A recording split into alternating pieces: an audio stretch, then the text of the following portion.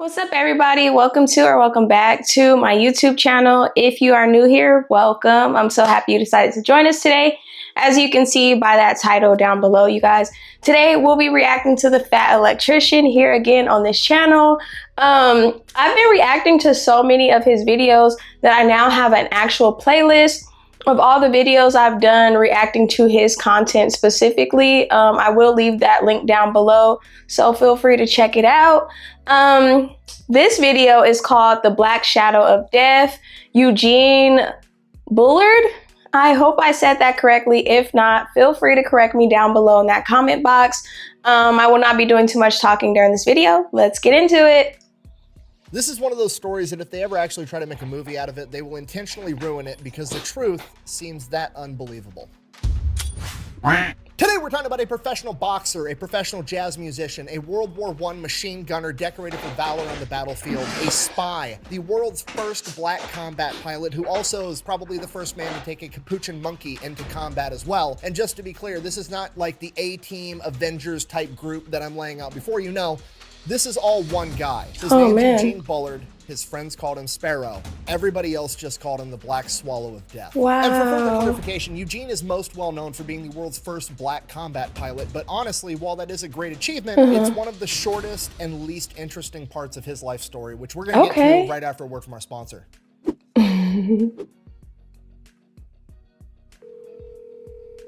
Calling the wife? Where are you? I knew it. You're supposed to do the delete me ad. I don't know what to tell you. What? This is how we pay the bills so you can go shopping. Okay, well, I'll get a body double. What does that even mean? You'll see. Delete me! What is happening right now? What's up?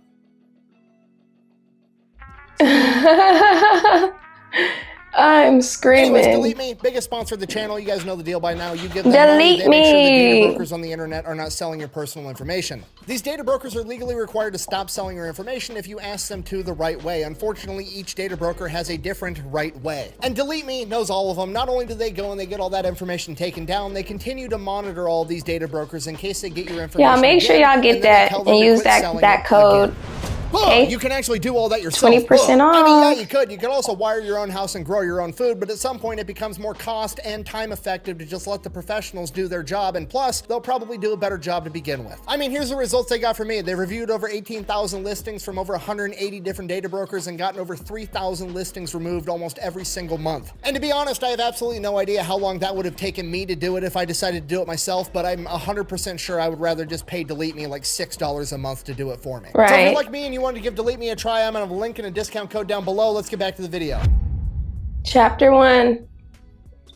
All right, October 9th, 1895, Eugene Bullard is born in Columbus, Georgia. He is the youngest of 7 siblings to William and Josephine Bullard. Big family. As I'm sure you can imagine, growing up as a black child in the late 1800s, early 1900s in Georgia, aka the South, he experienced racism quite a bit at a very young age. His first exposure to this that he remembers was when he was about 5 or 6 years old. He noticed that all of the other white kids that were his friends started to treat him differently because their parents told them to. Wow. And to make everything 10 times worse, at the age of 5 or 6, not only does he have to come to grips with the fact that he's losing a bunch of his friends and that he's going to be treated differently in a negative way for the rest of his life for something that's totally outside of his control, but around this same point in time, his mother also passes away at the age of 37. Wow. And these two Oh my horrific circumstances kind God, she of was so mingle together young in his mind. So not only is it every time he experiences racism, he has to deal with just the racism itself, but he's also constantly reminded of the fact, oh, by the way, your mom died when you were a small child. And the way this manifests to young Eugene is he basically just wants to run away. He wants to get away from racism because A, that would be awesome, and B, it's gonna allow him to not have to constantly be reminded of the fact that his mother died. And where he wants to run away to is this place that his grandfather and his dad always told him about where people weren't racist, a place across the ocean called France. Unfortunately, at this point in time, he's like 6 or 7 years old, and running away across an ocean is an impossible task for him, so he's just gonna have to stay put and deal with it for now. And this all comes to a head about a year later when he's 8 years old. His dad gets into an altercation at work. Now, William Bullard, his dad, is a single father in the South with 7 children. He is working his ass off, doing absolutely everything he can to provide for them. And the best job he's able to get at the time is working as a longshoreman, unloading cargo ships all day long. Now, he was a big guy to begin with. He's 6'3", but after unloading cargo ships for years on end, he is like 250 150 pounds of pure muscle on top of it. Because of this, he gets the nickname Big Ox. Ooh. Now, despite the fact that he is a physically intimidating person, he still gets fucked with a lot at work, quite honestly, because they know that they can get away with it. He's a black guy. This is a South. He's not going to do shit because he's got 7 kids at home that are going to starve to death if he's not able to take care of him. So they just talk shit to his face and they treat him horribly. And Big Ox just puts up with it because it's literally all he can do if he wants to take care of his family. And this goes on for months and months. And there's this one dude at work in particular that's always fucking with him. His name's Billy Stevens. And Big Ox just ignores him. Billy Stevens talks shit. Big Ox just turns his back and walks away. And one day, Big Ox does just that. He turns his back and goes to walk away. And Billy Stevens grabs a hay baling hook and smacks him in the side of the head with it, splitting open all the skin on his skull. And Big Ox is now bleeding everywhere. He turns around, grabs him by the neck and the groin, lifts him over his head, and throws this man off a dock into a cargo ship with a massive thud at the bottom, presumably killing him.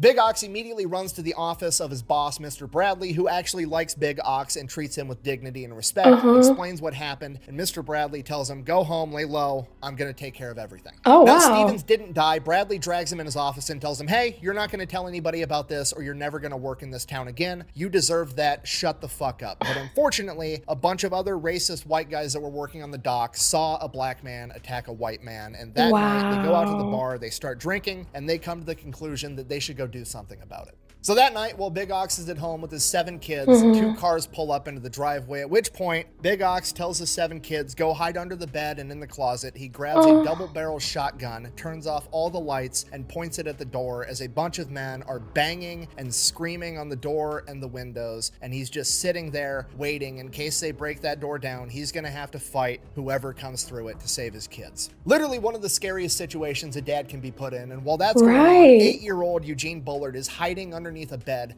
horrified because now he's already lost his mom and he thinks he's gonna lose his dad, and he doesn't know what's gonna happen to him when that happens. Luckily, all of the men banging on the door come to the conclusion that nobody's home and they end up leaving. However, this is the breaking point for Eugene. At this point, at 8 years old, he decides, I'm running away from home. So that's what he does. He runs away, but Big Ox tracks him down and drags him back home. So he runs away again. Big Ox tracks him down again and brings him back home. And this goes on as an 8-year-old, a 9-year-old, a 10-year-old, an 11-year-old. He's constantly running away from home, and Big Ox is constantly tracking him down and dragging him back home. But then, as a 12-year-old, he saves up his money, gets $1.50 to buy a train ticket, runs away from home, hops on a train to Atlanta, and once he hits a big city, Big Ox isn't able to track him down. Dang, chapter 2.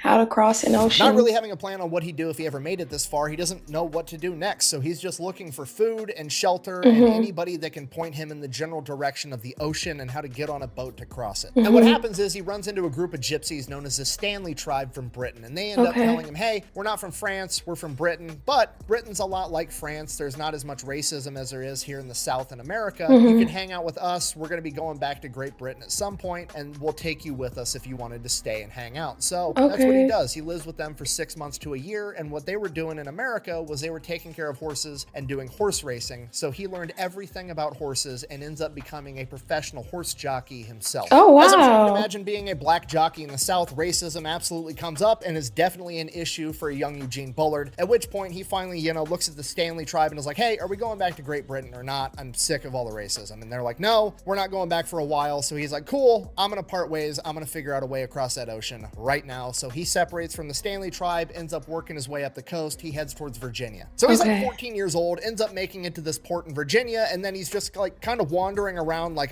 what the fuck do I do now? Do I go up and just ask somebody if I can hitch a ride across the ocean? Like, what's my plan here? And then somebody just starts yelling at him like, hey, what are you doing? Pick up those boxes. Help me load this ship. Come over here. And then he's like, cool. So he does it, and he just starts working, and that's the story of how he got a job as a longshoreman, and he does that for months. And then eventually he's like, you know what? I'm just going to stow away on a ship. So he goes, hops on a cargo ship, no idea where that ship is going. The ship leaves port, and then like a day and a half later, it pulls into another port, and he's like, I don't I don't think the ocean's that small. So they port again, and he asks somebody on the dock, like, hey, where are we? He's like, you're in Virginia. He's like, well, shit. So he gets off the ship, goes around the port, finds the biggest ship in the port, thinking like, oh, if it's a big ship, it's probably going all the way across the ocean, right? So he stows away on that ship. Like a day into this trip, he gets caught being a stowaway, at which point all these German sailors, some of them speak English, some of them don't. The ones that are speaking English are like, hey, we recognize you from the dock. You were the kid that's loading all the ships. I mean, we can throw you in the brig. We can keep you as a prisoner and drop you off at the first port we hit. We have to drop you off at the first port regardless because you're a stowaway. But if you'd rather, you can just like work for us and we'll pay you and then we'll drop you off when we get there. And he's like, cool, sounds great. Works his ass off. Everybody on the crew ends up loving him. And because they're all German, Eugene actually ends up learning how to speak German. Wow. So he works for the entire voyage. They end up in Scotland. They end up paying him $25 in earned wages. They give him clothes, a bunch of supplies, everything they can because they do like him. And he ends up just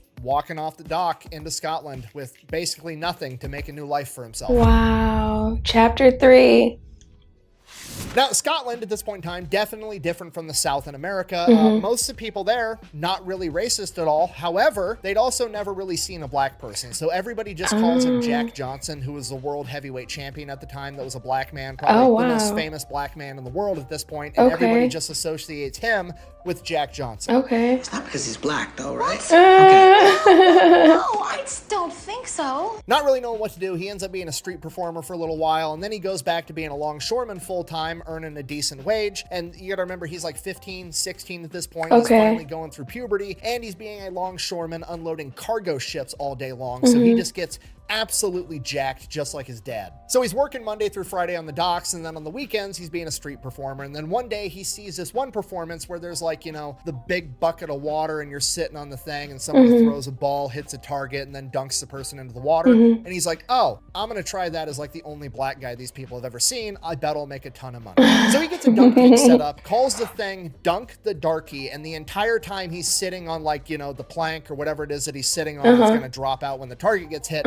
he's just talking shit to everybody walking by. So he starts making a ton of money. I mean, all the street performances that he did well because he was the only black guy around, and that was a spectacle in that of itself. But now that he's sitting there talking shit to people, the first time these people have ever seen a black man, and he's talking smack to their face, and they get to pay $1 and then dunk him into water, like, he makes a ton of money. And then he ends up turning it into like this Tootsie Pop type situation, you know, like how many licks does it take? He's like, oh, I've been dunked 9 times tonight. You better try for the 10th, and maybe that'll be the one that's enough to wash the black off me, and then I'll look like the rest of you motherfuckers. This thing ends up making him so much money that just working Saturday night, he makes more money than his entire salary as a full-time longshoreman. So now he's like, fuck it, I'm just gonna do this Friday, Saturday night. I'll make more money, and then I have the entire week free to go do something else. So now that he's got all this free time on his hands, he's like, okay, well, what do I want to do now? And he just thinks to himself, like, oh, well, I mean, everybody already calls me Jack Johnson and assumes I'm a boxer. I bet I do pretty well as a boxer and make a ton of money doing that if I tried that as well. So he tracks down this boxing gym, goes inside. The boxing trainer has like 0 interest in training. But Eugene, being Eugene, isn't going to take no for an answer. So despite the fact that the boxing coach isn't going to train him, he's like, I'm just going to hang around the gym and I'm going to work here for free. And that's what he does. And he works there for free for months, just doing everything that needs to be done without being told so. And then eventually the boxing coach is like, fuck, fine. Put some gloves on, come over here. And he starts training to box. So that's what he does. He's training full time to be a boxer Monday through Friday. And then on the weekends, he's making all of his money doing the dunk tank thing. And after about 6 months, he ends up taking his first pro fight at 16 years old. During that fight, he's so fast and borderline untouchable, he ends up earning his first nickname, Sparrow.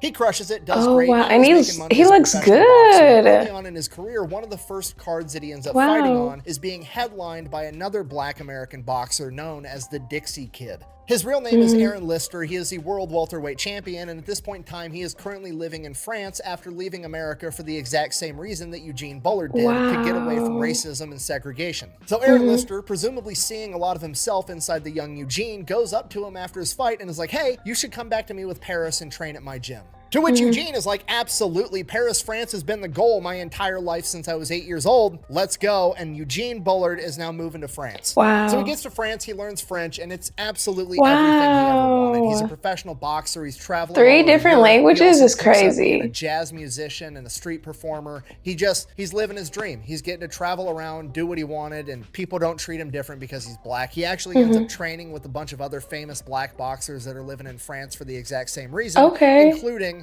Jack Johnson, the world heavyweight champ. Wow. Chapter 4, fun's over. Unfortunately, like all dreams, you have to wake up eventually. Right. Eugene's wake-up call would come in August of 1914 when the Germans would invade France. At this point in time, Eugene is 18 years old and he absolutely wants to go fight for his new adopted home. So he goes to the military recruiting office, shows up, and they're like, cool, where's your paperwork? And he's like, I literally have nothing. I left home when I was 12 years old in Georgia with nothing but $1.50 in my pocket. I don't have anything. So they basically kick him out and tell him that he can't join. So he starts asking around how he's going to be able to join and help fight and defend France. And he ends up finding out about the French Foreign Legion. If you don't know, the French Foreign Legion is pretty much exactly what it sounds like. It is foreigners that fight on behalf of France. All the people that do it have a different reason for doing it. Some of them believe in what France is fighting for and they want to join that fight. Some of them are idealists. Some of them are just looking to get a new start, and they go and they serve in the French Foreign Legion for a couple of years, become a French citizen, and adopt a new identity. So Eugene goes and he talks to the French Foreign Legion. Unfortunately, he's not going to be allowed to sign up for a couple of more months until he turns 19 years old, which is exactly what he does on October 19th. He goes in on his 19th birthday, signs up for the French Foreign Legion,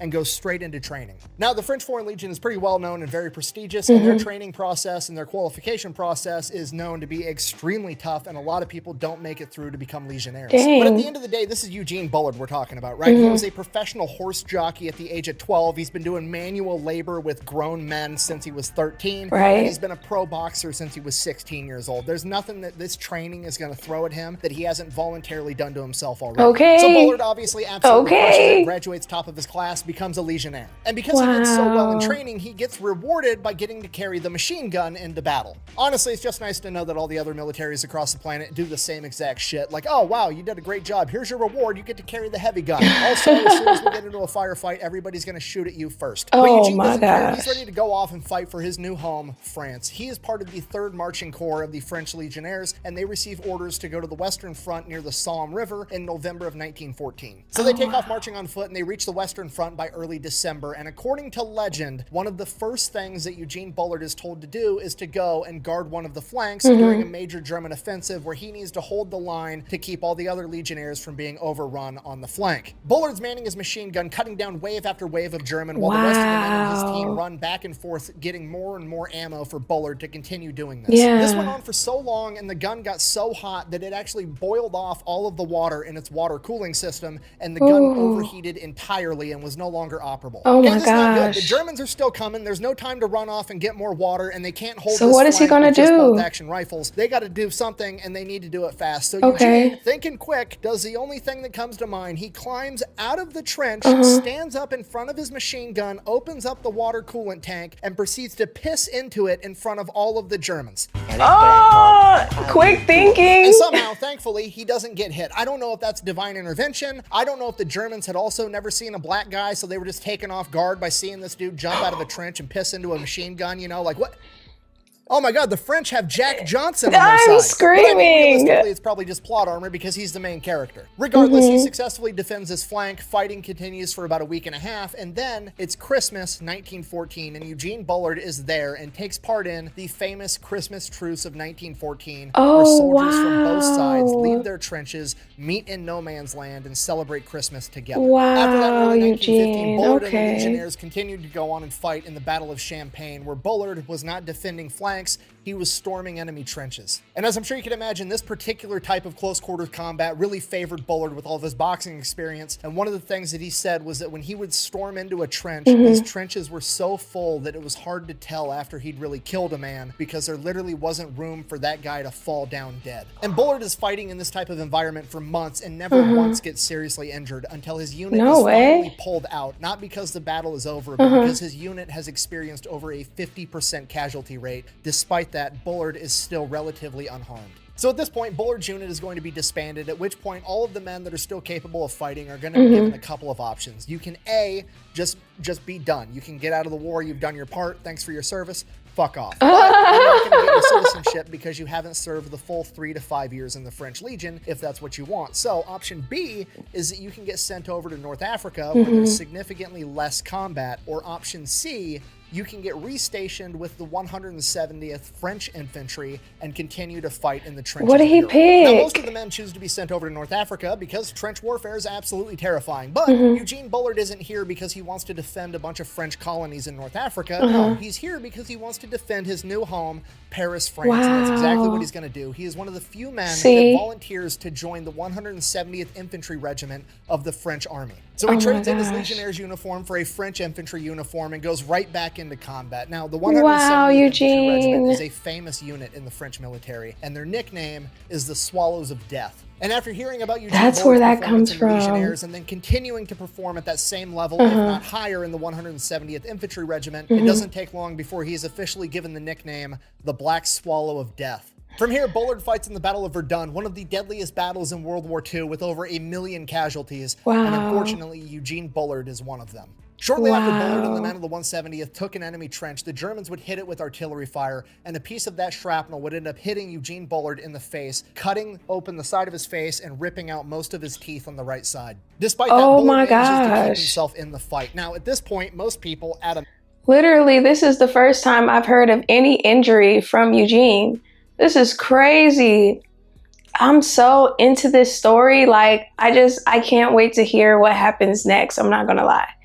At a minimum, would lay low, but not Eugene Bullard. That night, the commander of the 170th needs a volunteer to run through half a mile of machine gun fire and artillery fire to receive important intel and orders from the chain of command and bring it back to him. And Bullard volunteers to lead the group. Volunteers? Bullard, despite his injuries, manages to get this done. Oh my God, he's fearless. Because of it, which is the equivalent of a Bronze Star. The very next day, Bullard is hit with artillery again, fracturing 2 vertebrae in his back and blowing off a chunk of his thigh that required 90 stitches to shut. He's sent back to Paris, where for the next 8 months he is going to have facial reconstruction surgery, he's going to have rehab, and desperately try to regain his ability to walk. While undergoing treatment, he obviously meets a bunch of other soldiers that were also wounded, one of which was a commandant in the French Air Force, and he recommends to Bullard, you know, if you're not going to be able to go back and be a ground-pounding infantryman, maybe you could be a machine gunner in a plane. You don't need to walk and run around for that, and since your leg and walking is no longer your strong suit, you can still shoot machine guns. Why don't you go to aerial gunnery school? I can make it happen. I'm a commandant. So that's what Bullard does. He requests to go into aerial gunnery school, and he is granted that request, considering the fact that he already has a Croix de Guerre and a bunch of other French service medals, and he is going to be going to aerial gunnery school, but he's got a couple of weeks to leave where he can go out and hang out with his friends in Paris before he does it. And one of his friends was this guy by the name of Jeff Dixon. He was this rich dude that lived in Paris, and when they were out drinking one night, he ends up betting Bullard $2,000 that he can't become the world's first black combat pilot,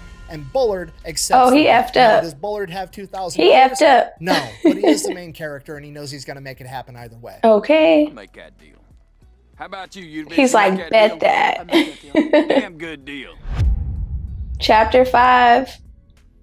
All So blood Bullard goes runs off to aerial gunnery red. school, and as luck would have it, on his very first day there, he runs into a pilot by the name of John Navarre, one of France's very first ace pilots ever, who's a huge boxing fan and is actually a fan of Eugene Bullard. Oh, and he ends up wow. helping Bullard get into the pilot program. Small world, getting him huh? through the pilot program, taking him under his wing, and teaching him everything he knows. Wow. So Bullard goes, graduates pilot school, becomes the world's first black combat pilot. And just for the record, pilot school at this point in time is absolutely terrifying. You gotta realize, fighter planes in World War I are all single-seat aircrafts, okay? There's no, you get to go up in the air with a co-pilot that knows what they're doing and they can talk you through it, and if something goes wrong, they can recover the controls from you. No, it's like, once you go up, it's all you, bro. That's it. Okay, most of us had to learn how to drive with a driver's ed teacher running the brakes and potentially the steering wheel, and that's just going forward, backward, left, and right. He's going forward, backward, left, right, up, down, and there's wind. I'm right next to a fucking kite with an engine attached, okay? Up, down, Absolutely and there's terrifying, wind. but he manages to do it.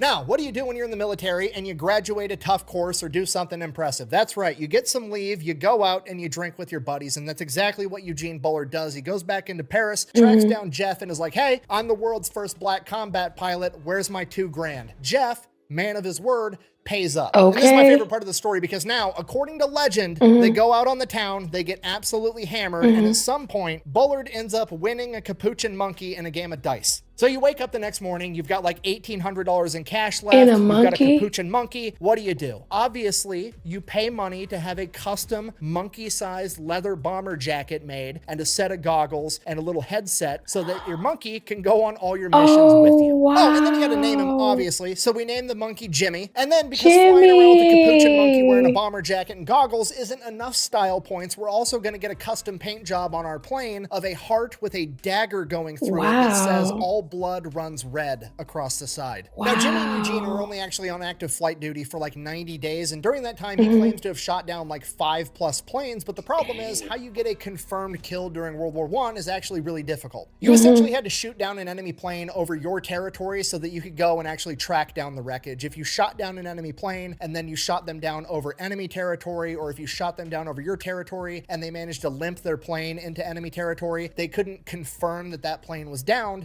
so it never actually counted. So while Eugene did shoot down somewhere between 5 and 7 enemy planes, none of them could officially be confirmed because the wreckage didn't make it onto friendly territory. However, 2 of them were probable, meaning that another friendly pilot witnessed him shoot down and heavily damage the enemy plane before it went into enemy territory. So after 3 months and 25 missions, Eugene goes out to the bar one night and he's wearing his appropriate uniform with all of his medals. He And looks at this so point, Eugene has done a good. lot for the French military and he's been appropriately awarded for it. He has the Croix de Guerre, he has the Wound Medal, their equivalent. Well of the Purple deserved. Heart, and he has like, I believe, 13 other medals on his chest, more than most soldiers have. Because of Okay. that, a racist officer at the bar that night goes up to Eugene and accuses him of basically stolen valor, saying that he's wearing medals that he didn't actually earn, and the altercation escalates until Eugene Bullard ends up knocking him the fuck out. Now, despite the fact that that guy totally deserved it, he is a superior officer, and Bullard did in fact strike him, and the sentence for that is 5 years of hard labor. However, considering the circumstances and the fact that Bullard was so well decorated for battle, they decided that they were not going to sentence him to 5 years of hard labor. They were instead going to send him back to the 170th Infantry, where he would then basically be a glorified janitor for the rest of World War I. And to make things even worse, at some point during this period in time, Jimmy, his loyal capuchin monkey, does end up dying from influenza, and the entire military base has a funeral for him. So yeah, Jimmy dies, and Eugene ends up spending the rest of World War I scrubbing toilets. Definitely not the happy ending we were hoping for. Luckily, this is nowhere near the end of Eugene's story. Thank God. Chapter 6, Kingpin.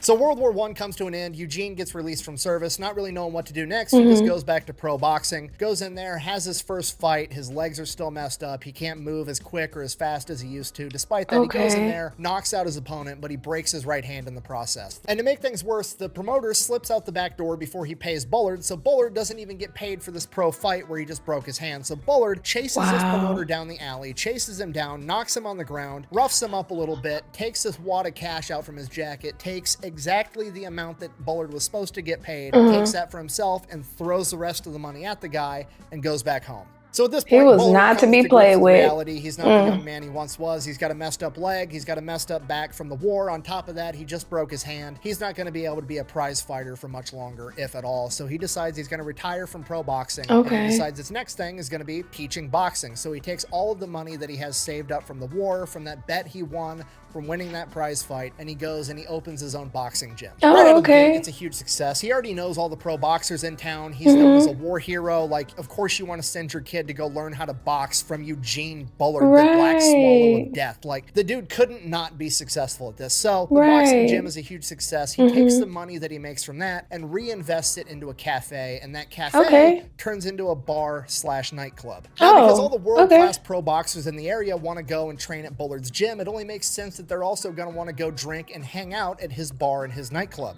And you want to know who enjoys hanging out with all the world-class boxers? All the rich, famous, wealthy people in the area as well. So now Bullard's nightclub/bar turns into this really high-end establishment. The problem is bars at this point in time have to close early in Paris, but there's a loophole. A bar sells individual drinks. So what Bullard does is he changes it, and he no longer sells a pint of beer, a drink of whiskey. He only sells full bottles. He turns it into a bottle club, meaning that he doesn't have to shut down at all. So now not only is he attracting super high-end clientele, they're also going to be spending a ton of money, and he doesn't have to shut down early like everybody else. So Bullard's Bottle Club ends up being the place to hang out and party in Paris if you're rich, powerful, and famous. All the high-ranking military officers are going there. Oh my gosh, he was smart. Okay, Louis Armstrong performs there and is personally friends with Eugene Bullard. You know, Louis Armstrong, the famous jazz musician that sings It's a Wonderful World. Josephine Baker performs at his club, who was like the it girl at this point in time, okay? F. Scott Fitzgerald is his personal friend, the guy that wrote The Great Gatsby. Hemingway ends up hanging out there so much that he based a character off of Eugene Bullard. The fact that most people have no idea who Eugene Bullard is, despite the fact that he's like one of the biggest main characters it makes me mad. Absolutely insane. Yes, it is insane. All the other main characters from all over the world flocking to his nightclub in Paris to hang out with him. But people that are seemingly nobodies, that are just adjacent to him, somehow, seemingly through divine intervention, go on to also become humongous main characters. Because you want to know who the dishwasher is at Eugene Bullard's Bottle Nightclub? It's fucking Langston Hughes. One of the most influential people of the 20th century is doing dishes in the back at Bullard's club. So Bullard is like the pinnacle of social society in Paris at this point in time. Everybody wants to hang out at his nightclub. He's a war hero. Everybody knows who he is. So during this time, he also ends up falling in love and marrying a woman by the name of Marcel. And Marcel is basically this heiress to this super rich French family. So they end up dating for a while. They end up getting married. Everything's going great. They decide they're going to start having kids. She ends up giving birth to Bullard's son, who unfortunately passes away at 6 months old from pneumonia. This scars Bullard for the rest of his life. Despite that, they do end up trying to have more kids. And in 1924, they're lucky enough to have a daughter, Jacqueline. And then again in 1927, they have another daughter, Lolita.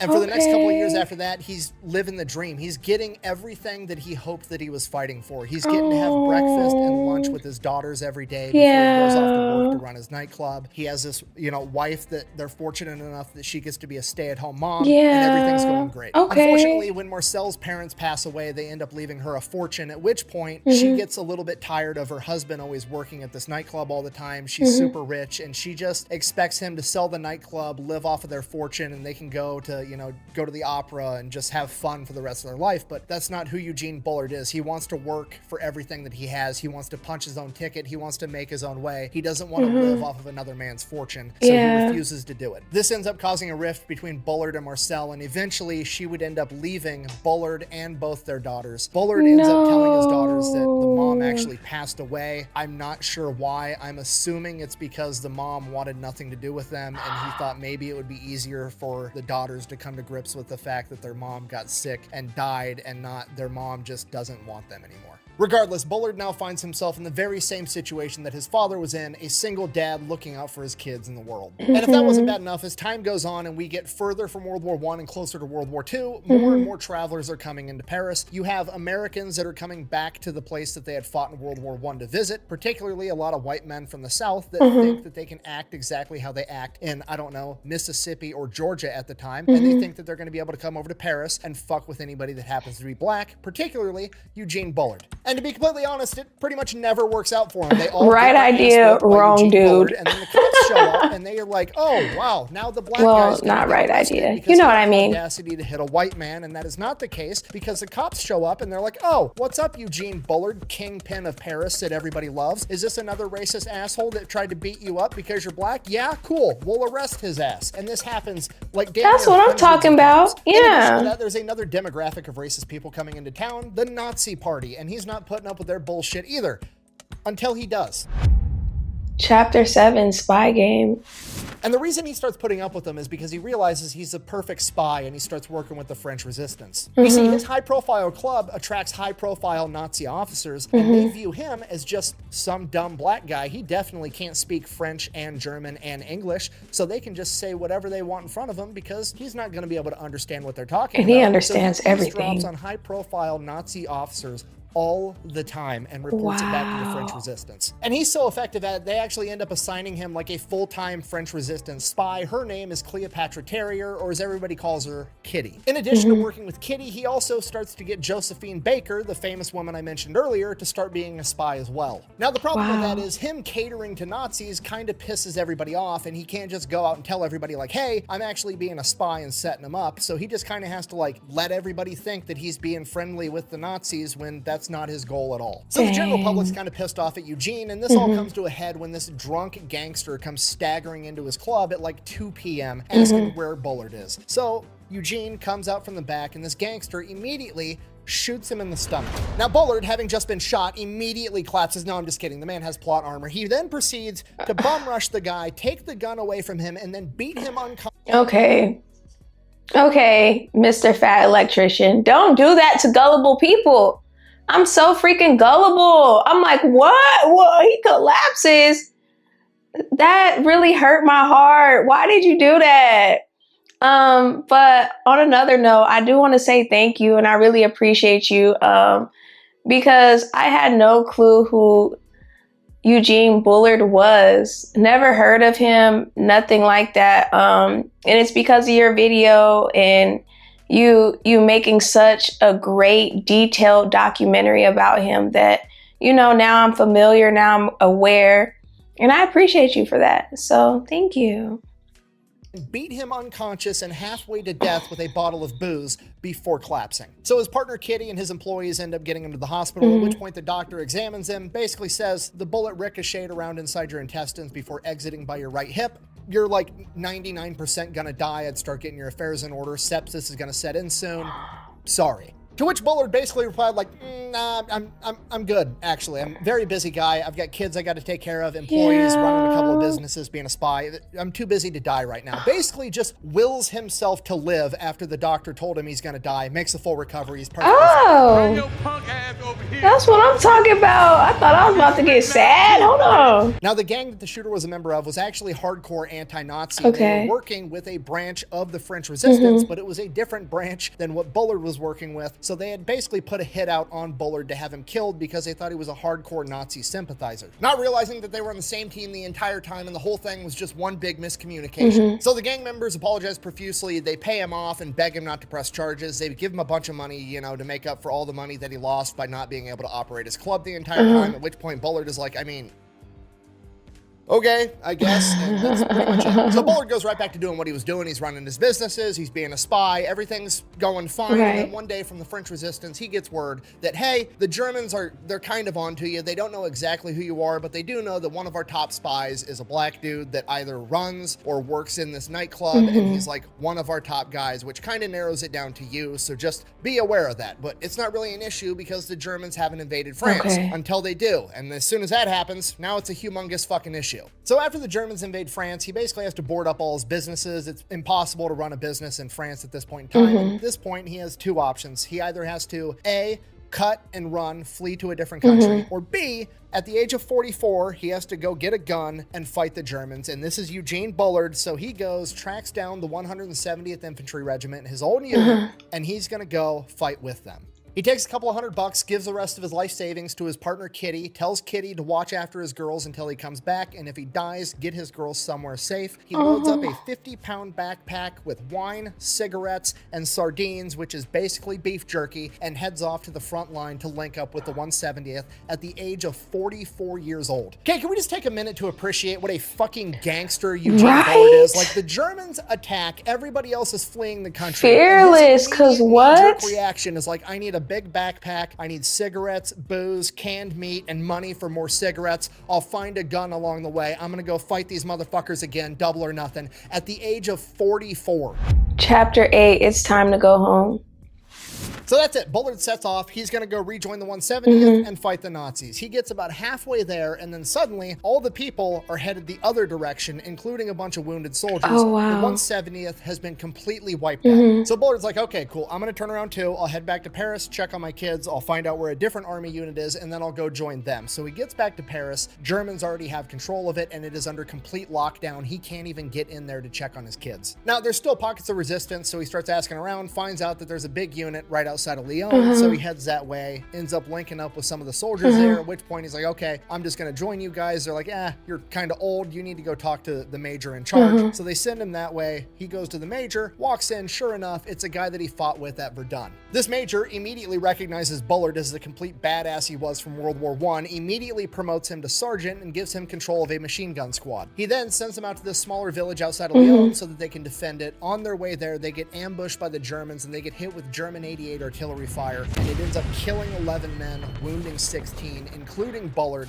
One of the shells lands about 10 feet from him. It launched him 40 feet through the air and smacked him into the side of a building, shattering one of the vertebrae in his neck, breaking multiple ribs, messing up his entire side, and obviously giving him a humongous concussion. He gets drug out by one of the medics. He comes to in a hospital, at which point they're like, dude, we're going to get overrun by Nazis at any minute. You're a black American that's fought against them in World War I and World War II. If they catch you, they're going to kill you on the spot. You need to get out of here. So he grabs his stuff and just starts limping his way to Biarritz, where the American embassy is, so he can get a passport and hopefully get sent over to America, where he's going to be safe. He walks all through the night, gets about halfway there, and then in the morning, there's this field, and out in this field, there's this soldier sitting up against a tree with a bicycle. So he walks out. It's a French soldier, so he's like, hey, can I have breakfast with you? Can I hang out for a minute? I'm gonna sleep here for a bit. Can you look out for me? The soldier's like, yeah, sure. And he's like, do you have any food or water or anything? I'm starving. I'll trade you my bike, whatever. So he ends up trading him a couple of cans of sardines for this bike, takes a nap, grabs this bike, rides it over to Biarritz, gets to the American embassy. Okay. Oh, wow. Okay. Lets him cut to the front of the line because he's in a military uniform that's still all bloody and he's clearly wounded. Okay. He explains everything that's going on, and he's like, I don't have a passport though. I left when I was 12. I ran away. I smuggled myself on a ship to Scotland. I just made my way over to France. So the American embassy is like, shit, okay. And they drag him in the back and they're getting all the information, like, where were you born? What's your birth date? There was somebody there that was actually from Columbus, Georgia, and he's kind of quizzing him on the area, making sure that he's not lying. And he knows absolutely everything about Columbus, Georgia, passes the test, and they're like, okay, this guy's legit. So they fill out the paperwork for him to be able to get a passport. The problem is you can't actually get the passport there. You can just get the paperwork okaying you to get the passport there. You have to go to a different town 175 miles away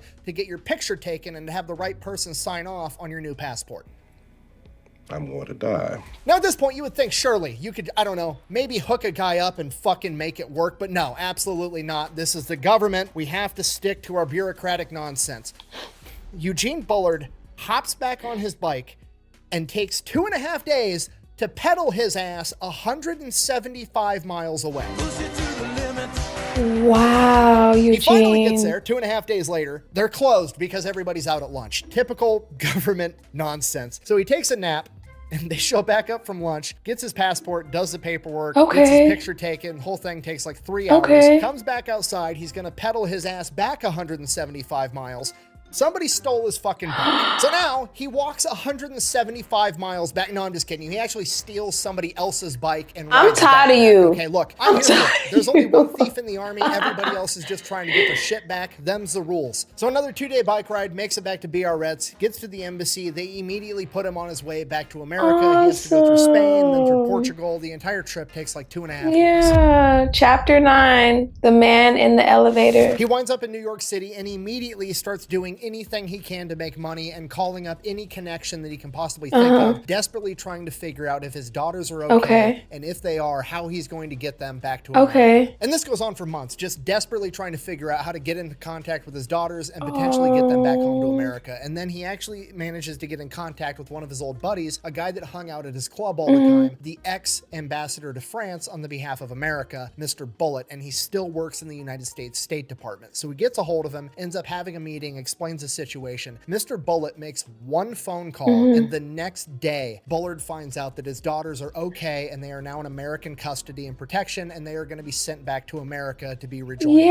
Now, the United States government is going to front the money, but Bullard is going to have to pay them back, has no idea how he's going to be able to do it. Veterans groups find out, they raise money, they pay off the entire thing. Bullard gets reunited with his daughters, Jacqueline and Lolita, and they're now living in a 750 square foot apartment in Harlem, while Bullard goes back to being a longshoreman doing anything he can to make money and raise his dogs. Okay. A couple of months go by, everything kind of stabilizes. They're getting used to their new environment. Everything's starting to look good. So naturally, Bullard, being Bullard, goes to the recruiting office of every branch of the United States military, volunteering for service because he wants to go back and keep fighting the Nazis. Oh my gosh. They politely decline. Okay, So Bullard good. just keeps He working, needs to stop. keeps raising his daughters. This goes on for years and years, and then eventually his daughters grow up. They get married. They move off and do their own thing. And he is now just in this apartment by himself. After World War II came to an end, he tried to reestablish his rights of ownership to his gym and his nightclub. Unfortunately, nothing ever came of it. He was at least able to get France to recognize his military service. So France was now paying him a military pension for being a veteran. Good. So Bullard's just kind of working, doing his thing. Then the 1950s roll around, and one of his old buddies hits him up, a guy by the name of Louis Armstrong, one of the most famous jazz musicians of all time, and is like, hey, I'm in New York. I need a backup drummer. My guy's sick. Do you want to come out? I got to do some recordings. So Eugene Bullard is actually on recordings with Louis Armstrong being his drummer in like multiple songs. He's literally like the Black Forrest Gump. Like, he's done so much random, incredible shit. It doesn't even make sense. And by this point in time, Black Eugene's Forrest getting up there in Gump. age. He's really starting to feel all of his old war injuries. He can't keep being a longshoreman any longer. He needs to get a job that's a little bit easier on his body. So he ends up getting a job as an elevator operator at Rockefeller Center. The craziest part about this is nobody has any idea who Bullard is in America. They've never really talked about him. He's never really been in the press. He's like a legend over in France, but he's just a humble elevator operator in New York City here in America. And in 1954, the humble elevator operator is requested upon by the French government to fly over to France and to light the eternal flame at the tomb of the unknown French soldier, which he does. And then he just goes right back to operating the elevator in obscurity. And then in 1959, he is called upon by France again, and he is awarded the Médaille Militaire, which is the French equivalent of the Medal of Honor. Well and he is deserved. also made a Knight of France. Those combined with the Croix de Guerre that he already has comprise the 3 highest honors that the government of France can bestow upon anyone, and he's got all of them. Now, the entire time he's been an elevator operator, he's always like wearing a couple of medals or two. Nobody really says much about it. They don't recognize what they are. They're French medals. Why would anybody know that? And then he comes back and he's got, you know, the Legion of Honor, the medal that made him a knight, and he wears that to work one day, and there's this guy, his name's Dave Garroway. He's the host of the Today Show, a very, very popular show at the time. And he hops in the elevator with Gene again for probably the 1000th time. And for whatever reason on this day, Dave Garroway recognizes that medal. And he's like, Gene, what is that? And he's like, oh, it's the Legion of Honor. It was just awarded to me recently. And he's like, huh? Come again? What? Right. And Gene, just being Gene, is like, yeah, I fought in World War I and World War II. I was the first black combat pilot ever, you know, so I kind of have some medals. At which point Dave Garroway is like, do you want to get interviewed like today, like right now? And Bullard's like, I mean, I'm working. I'd have to find somebody to cover my shift. And he's like, I'll make a phone call. Trust me, you're fine. Just come on. You're going to get interviewed on live TV right now. So he goes on live TV for 15 minutes in his elevator operator's uniform. My the God, whole thing goes viral for the 1950s. He ends up going on a bunch of other news shows. They all request that he wear his elevator operator's uniform because it's like kind of the shtick, I guess. But regardless, he gets his 15 minutes of fame, and people finally start to know and recognize who Eugene Bullard All this is. attention from the public actually inspires him to team up with an author and have his memoirs written and hopefully get them published. Unfortunately, once they were finished, no publisher wanted to publish them because, and I quote, the story's too unbelievable. Luckily, there are several books. I'm glad you about spoke him. Both on of them it. are called All Blood Runs Red, one by Henry Harris and one by Phil Keith. From here, he has one last moment in the sun. The president of France comes to America for a trip, and they're making a huge deal out of it. There's a parade when he gets here. They're like, you know, filming him, and everybody's watching him go to Saks Fifth Avenue to go shopping. And he's got this speaking engagement at this auditorium with like 5,000 people. And Eugene Bullard shows up to this speaking event, and the president, when he walks in, the crowd's cheering. He locks eyes with Eugene Bullard, and he sees him, and the president walks straight up to him and says, "Are you Eugene Bullard?" To which he says, "Yes, Mr. President, I am." And he goes to shake his hand, and the president kind of swats his hand away and pulls Eugene in for a bear hug and says, "All of France owes you a great debt," as everybody cheers. And it's the perfect moment. Like, it's the end of Lord of the Rings. It's perfect. Oh my God, Eugene Bullard. Shortly after this, he is unfortunately diagnosed with a very aggressive form of intestinal cancer that would rapidly bring about the end of his life. 3 days after his 66th birthday, he would pass away. The last person to visit him was the author of his memoirs, Louise Harden. And when she got there, he was unconscious, in bed, laying down, hooked up to a breathing tube. And she's kind of crying quietly, and he must have heard her, because the last words that he ever said was he woke up, pulled out his breathing tube, and said, "Don't fret, honey, it's easy."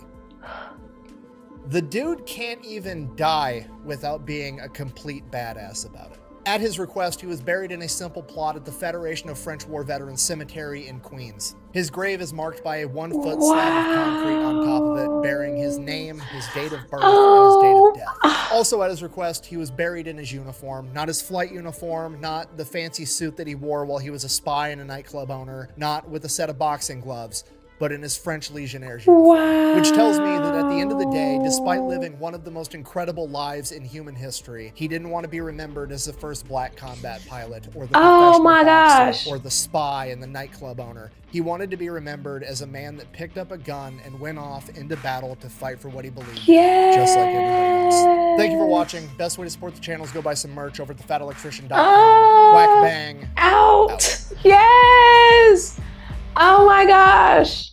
Okay, good. Now that I'm not fighting back tears anymore, can we talk about something for a minute? Will you look at this Fighting back right tears. here? Okay, the dude has done like 12 different chapters of his life, and all of them are infinitely more badass than anything I will ever do. And he has the audacity to look like a professional male model the entire fucking time he does it. This is outrageous. Okay, I gotta go like hug my kids or something. I feel like I've accomplished nothing with my life after telling that. Oh. And you've made some grand accomplishments too, because listen, you are making us so aware of so many things that I guess even schools, they have lacked at teaching us these things. You know what I mean? Like, wow. I love that one so much. When I say I was fighting back tears with you, oh my gosh, y'all know I get so like emotional when it comes to stuff like this. Love this story so much. Honestly, it's so crazy. I just said, like the last video I reacted to by the Fat Electrician, I'm like, this is my favorite one. Out of all of them, this is the favorite. No, y'all, this is my favorite. And I feel like I'm gonna kick myself in the back of the head because I feel like I'm going to watch another video and I'm going to be like, no, this one's my favorite. Like, I guess it's just safe to say that I truly, truly love all of his videos. His documentary style, informative, like, I love his videos. Shout out to the Fat Electrician. He is amazing. He's doing great things and he inspires me, man. He truly inspires me. But okay, enough talking. Thank you so much for coming out today and enjoying this video with me. If you did enjoy today's video, please hit that like button. Don't hit it. Be gentle. I'm always talking about hitting something. I need to stop. Be gentle. Just gentle. Can't talk. Okay. Just gently tap that like button for me because when you do that, it shows the algorithm that you guys are enjoying my content and it pushes me up there with the rest of those YouTube sharks. Also, if you haven't subscribed to the YouTube channel, I don't know what you're waiting for. I mean, I think it's about time. I think it is. You let me know. You let me know if it's about time or not. Also, once you have subscribed, please go the extra mile for me and just hit that notification bell so you'll be notified whenever I do upload a video. And I guess I'll catch you guys in my next upload. Bye. Oh, lady legs. Ooh, ooh, ooh. Get up. Get up.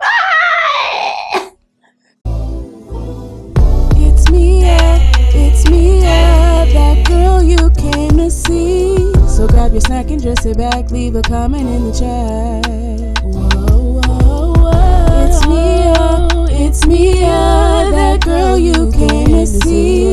So grab your snack and just sit back, leave a comment in the chat.